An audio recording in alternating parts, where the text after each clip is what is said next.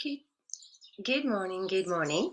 Not quite as early as I am normally during the week. I had a little bit of a lie-in. I was awake, and then I just thought, no, I'm just going to close my eyes and just sleep in. Sometimes it's just nice just to get up and chilled, isn't it?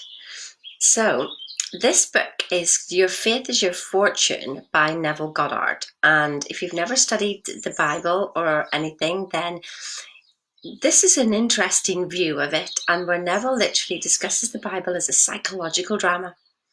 And the reason why I'm sharing this with you is because when I understood the Bible this way, then I understood. I understood better, should I say. And it really helps me with day-to-day thinking that I can look at the Bible and actually understand what's going on in here. Now, what's the one book that stood the test of time? It's still there. It never changes. Just like the awareness that's inside us, it never changes. The outside changes, but our awareness of ourselves never changes. What is that? That is the absolute power of the universe that we've got, that we are, and we don't actually realize who we truly are.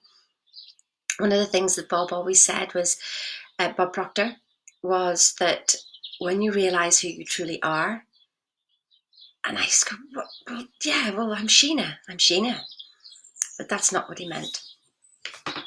So this is chapter 12, and it's the crucifixion and resurrection. So obviously very pertinent for now.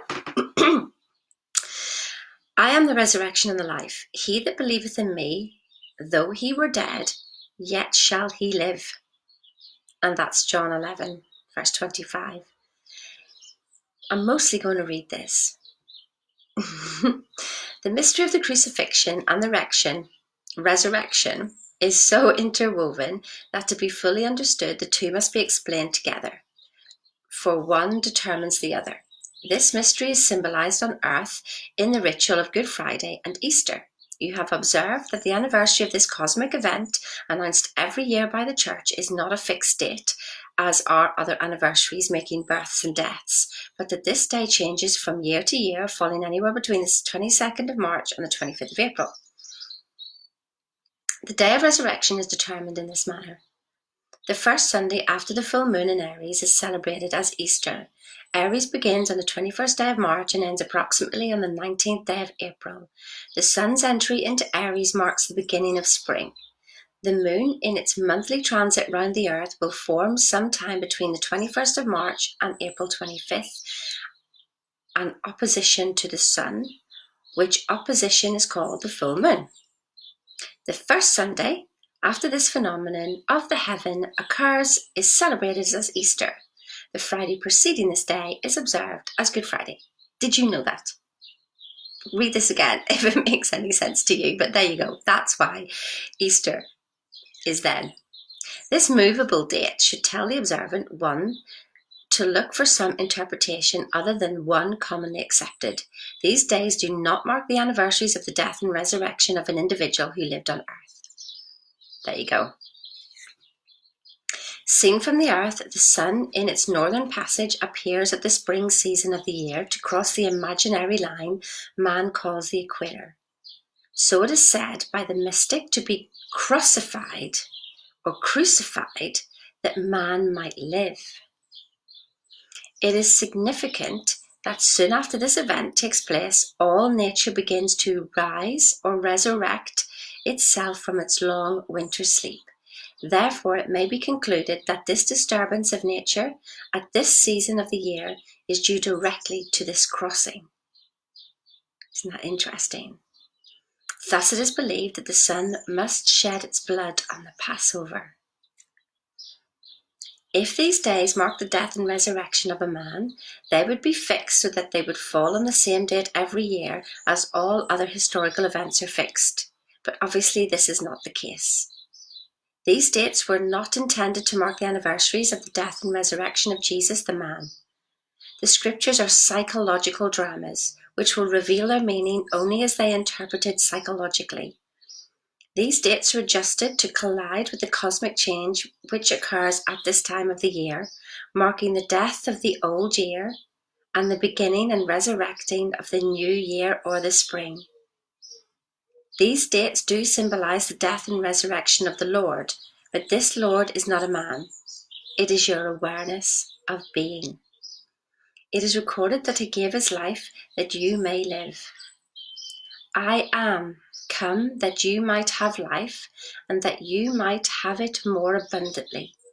Consciousness slays itself by detaching itself that from which it's conscious of being, so that it may live, so that to that which it desires to be.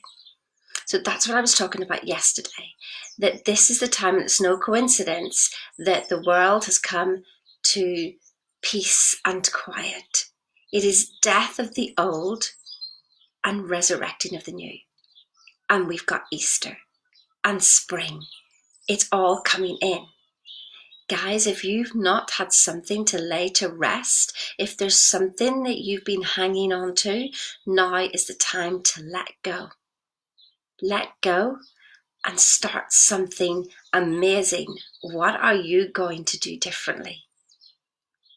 What are you going to do differently after this time? Spring is the time of year when the millions of seeds, which all winter lay burned in the ground, suddenly spring into visibility that man may live. And because the mystical drama of the crucifixion and resurrection is in the nature of this yearly change, it is celebrated at this spring season of the year. But actually it is taking place every moment of time. The being who is crucified is your awareness of being. The cross is your concept of yourself. The resurrection is the lifting into visibility of this conception of yourself. Wow. Did you ever think of it this way? Far from being a day of mourning, Good Friday should be a day of rejoicing, for there can be no resurrection or expression unless there is first a crucifixion or impression. The thing to be resurrected, in your case, is that which you desire to be. To do this, you must feel yourself to be the thing desired. You must feel, I am the resurrection and the life of the desire. I am the resurrection and the life of the desire. Wow. I am, which is your awareness of being, is the power resurrecting and making alive that which in your awareness you desire to be. What do you desire to be?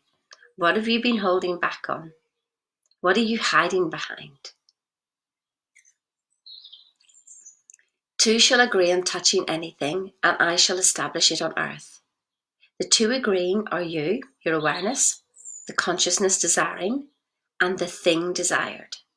When this agreement is attained, the crucifixion is completed.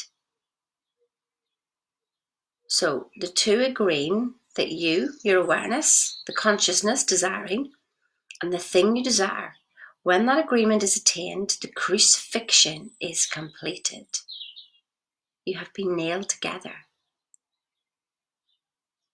The two have crossed or crucified each other, so when the planets crossed over. I am and that. I am that I am. So I am and that. Consciousness and that which you are conscious of being. You have joined and are one. Excuse me. I am now nailed or fixed in the belief that I am this fusion. Jesus, or I am, is nailed upon the cross of that. The nail that binds you upon the cross is the nail of feeling. You've got to feel it. Feel that you are what you are. Don't just have it up here, because it's your feelings in here that's going to drive it. Not your physical heart, but the heart of the center of the core of who you are. The nail that binds you upon the cross is the nail of feeling. The mystical union is now consummated, and the result will be the birth of a child, or the resurrection of a son bearing witness to his father. Consciousness is united to that which it is conscious of being. So remember, we are human beings, not human doings. If you're trying to do your way out of the problems you've got, You'll still be in the same place whenever you get out. You're a human being. So be that which you desire. Be it before you take any action. Don't keep doing. You're just like little ants scurrying across the floor. Nothing changes. Consciousness is united to that which it's conscious of being. The world of expression is the child confirming this union. The day you cease to be conscious of being that which you are, not conscious of being, that day your child or expression shall die and return to the bosom of his father, the faceless and formless awareness.